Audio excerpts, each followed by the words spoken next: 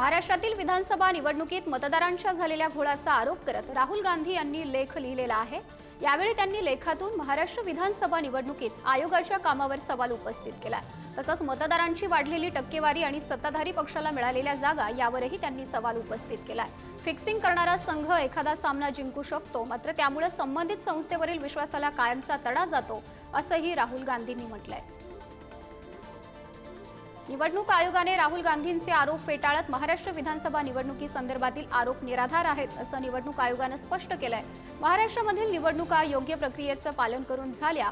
या प्रकरणात कोर्टात वाद मागण्याऐवजी खोटा नरेटिव्ह का पसरवत आहेत? राहुल गांधी यांचे आरोप कायद्याचा अपमान करणारे आहेत, असं निवडणूक आयोगाने म्हटलंय। तर असले प्रकार निवडणुकीदरम्यान अथक आणि पारदर्शकपणे काम करणाऱ्या लाखो निवडणूक कर्मचाऱ्यांना निराश करणार आहेत, असं उत्तरही निवडणूक आयोगाने दिलंय। राहुल गांधींच्या टीकेला निवडणूक आयोगाने उत्तर दिल्यानंतर राहुल गांधींनी निवडणूक आयोगाला चॅलेंज केलंय। मी उपस्थित केलेल्या प्रश्नांची उत्तरे द्या, इकडची तिकडची अस्पष्ट अशी उत्तरे माध्यमातून देणं निवडणूक आयोगासारख्या घटनात्मक संस्थेसाठी योग्य नाही। लोकसभा आणि सर्व राज्यांच्या विधानसभांच्या मतदारांची एकत्रित यादी प्रसिद्ध करा। यासह महाराष्ट्रातील मतदान केंद्रांवरील संध्याकाळी 5 नंतरचे सर्व सीसीटीव्ही फुटेज प्रसिद्ध करा। टाळाटाळ केल्यानं तुमची विश्वासार्हता वाचणार नाही, अशी एक्स पोस्ट राहुल गांधींनी केली आहे। पाकिस्तानी पोलिसांचा माजी अधिकारी भारतातील गुप्तहेर रॅकेटचा मास्टरमाइंड असल्याचा खुलासा अटकेत असलेल्या एका यूट्यूबरच्या चौकशीत झाला। 2 दिवसांपूर्वी पाकिस्तानसाठी हेरगिरी केल्याच्या आरोपाखाली अटक करण्यात आलेल्या पंजाबचा यूट्यूबर जसबीर सिंगने चौकशी दरम्यान हा खुलासा केला। पहलगाम दहशतवादी हल्ला आणि ऑपरेशन सिंदूरनंतर पाकिस्तानसाठी हेरगिरी करणाऱ्या काहींना अटक करण्यात आली आहे। यात पंजाबमधील यूट्यूबर्सचा मोठ्या प्रमाणात समावेश आहे। पश्चिम बंगालमधील भारत बांगलादेश सीमेवर बकरी ईद सण साजरा करण्यात आला। यावेळी भारतीय सीमा सुरक्षा दलाच्या जवानांनी बांगलादेशच्या जवानांना मिठाई दिली। यामुळे दोन्ही देशांमधील मैत्रीपूर्ण संबंध आज पुन्हा अधोरेखित झाले। या पारंपरिक मिठाईच्या देवाणघेवाणीनं दोन्ही सीमा सुरक्षा दलांमधील आपुलकीची भावना दृढ झाली आहे। अशा प्रकारच्या सणांच्या निमित्तानं होणाऱ्या या कार्यक्रमांमुळे दोन्ही देशांमधील शांतता आणि सहकार्य दिसून आलं। जवानांनी दाखवलेल्या या बंधुभावाचं देशभरातून कौतुक होतंय। जम्मू काश्मीरमधील श्रीनगरची जामा मस्जिद सलग 7व्या वर्षी बकरी ईदच्या दिवशी बंद आहे। 2019 मध्ये कलम 370 हटवल्यानंतर सुरक्षेच्या कारणास्तव जामा मस्जिद बंद करण्यात आली होती। जम्मू आणि काश्मीरचे मुख्यमंत्री ओमर अब्दुल्ला यांनी यावर आक्षेप घेत जामा मस्जिद बंद ठेवण्याच्या निर्णयाचा आधार मला माहित नाही, परंतु आपल्याला आपल्या लोकांवर विश्वास ठेवायला शिकलं पाहिजे। हेच लोक पहलगाम हल्ल्याला विरोध करत होते, असं ओमर अब्दुल्ला यांनी म्हटलं। केंद्राने ऐतिहासिक जामा मशिदीत नमाज अदा करण्याची परवानगी देण्याचा विचार करावा, अशी मागणीही त्यांनी केली। तिरुपती मंदिर प्रसाद लाडू वाद प्रकरणात मोठी अपडेट समोर आली आहे। या प्रकरणातील आरोपींच्या जामिनाला एसआयटीने विरोध दर्शवला। तिरुपती देवस्थानमध्ये प्रसादाच्या लाडूंसाठी वापरण्यात येणाऱ्या तुपात प्राण्यांच्या चरबीचे अंश सापडल्याचा दावा करण्यात आला होता। त्यानंतर या प्रकरणात अटकेची कारवाईही करण्यात आली होती। दरम्यान या घोटाळ्याची चौकशी करणाऱ्या विशेष तपास पथकानं भेसळयुक्त तूप पुरवल्याचा आरोप असलेल्या 3 डेअरींच्या संचालकांना जामीन देण्यास विरोध दर्शवलाय। या प्रकरणावर आंध्र प्रदेश उच्च न्यायालयासमोर नुकतीच सुनावणी पार पडली। काश्मीरला देशाच्या इतर भागांशी जोडणारी पहिली ट्रेन आज कटरा येथून सुरू झाली आहे। कटरा श्रीनगर वंदे भारत एक्सप्रेस 3 तासांच्या प्रवासानंतर सकाळी 11:30 वाजता श्रीनगर स्टेशनवर पोहोचली। पंतप्रधान नरेंद्र मोदी यांनी काल जगातील सर्वात उंच असलेला चिनाब ब्रिज आणि देशातील पहिल्या केबल स्टेड अंजी ब्रिजचंही उद्घाटन केलं। कटरा श्रीनगर वंदे भारत एक्सप्रेसची तिकीटं IRCTC वेबसाईटवरून बुक करता येतात। या ट्रेनमध्ये 2 प्रवास वर्ग आहेत। चेअर कारचे भाडं 715 रुपये आणि एक्झिक्युटिव्ह क्लासचं भाडं हे 1320 रुपये आहे। कटरा आणि श्रीनगर दरम्यान आठवड्यातून 6 दिवस 2 गाड्या धावतील।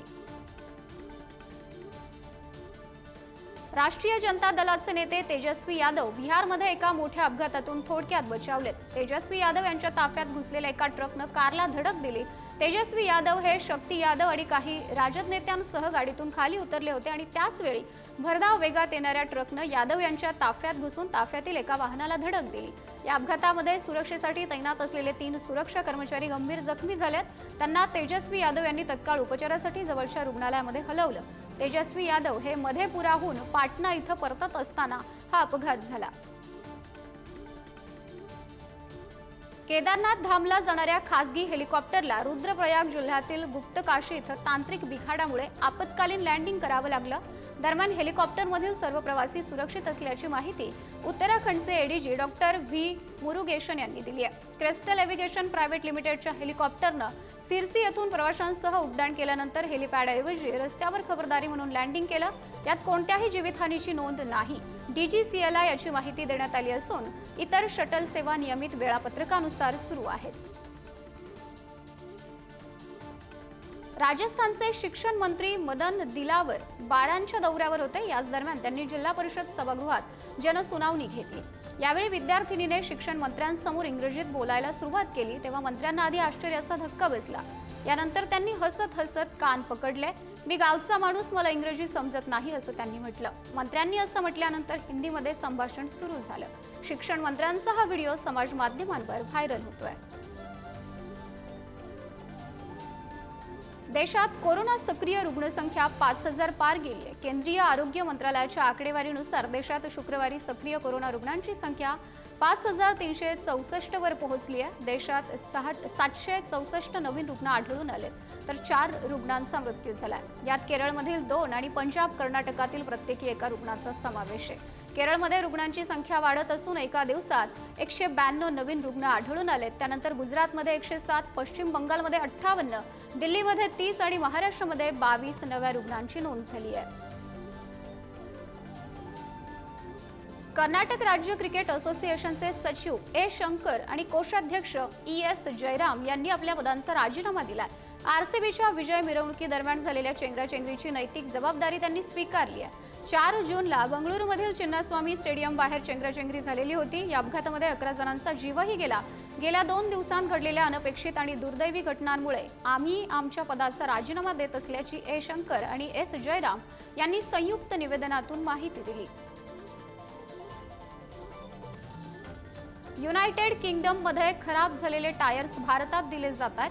पुनर्वापराच्या बहाण्याने येणारे हे टायर्स पायरोलिसिस प्लांटमध्ये टायर ऑइल काढण्यासाठी वापरले जातात। मध्य प्रदेशात 64 पायरोलिसिस प्लांट आहेत, त्यापैकी 37 सध्या कार्यरत आहेत। एकट्या मुरेनामध्ये 10हून अधिक प्लांट नियमांचं उल्लंघन करतात आणि बंदी घातलेले परदेशी टायर वापरतात। रिसायकलिंगच्या नावाखाली स्क्रॅप टायर ब्रिटनमधून भारतात पाठवले जातात, मात्र या टायर्सचा दुरुपयोग होतोय।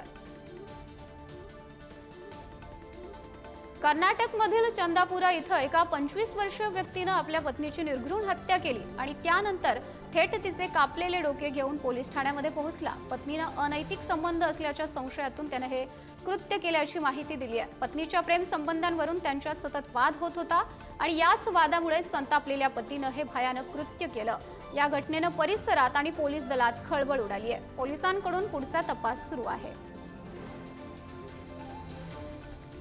भारत आणि आंतरराष्ट्रीय स्तरावर दहशतवाद विरोधातील भूमिका सर्वपक्षीय शिष्टमंडळाच्या माध्यमातून जगासमोर मांडली आणि यासाठी सर्वपक्षीय खासदारांच्या शिष्टमंडळांनी वेगवेगळ्या देशांना भेटी दिल्या। दरम्यान भारताच्या या निर्णयाची कॉपी करत पाकिस्ताननेही वेगवेगळ्या देशांना त्यांच्या खासदारांच्या शिष्टमंडळांना पाठवल्याचं पाहायला मिळालं। या अनुषंगाने पाक खासदारांना अमेरिकेच्या एका खासदाराने दहशतवादावरून चांगलंच फटकारलंय। जैश-ए मोहम्मद दहशतवादी गटाचा खात्मा करा, त्यासाठी आवश्यक ती सर्व पावलं उचलली पाहिजेत, असे खडे बोल पाकला सुनावलेत।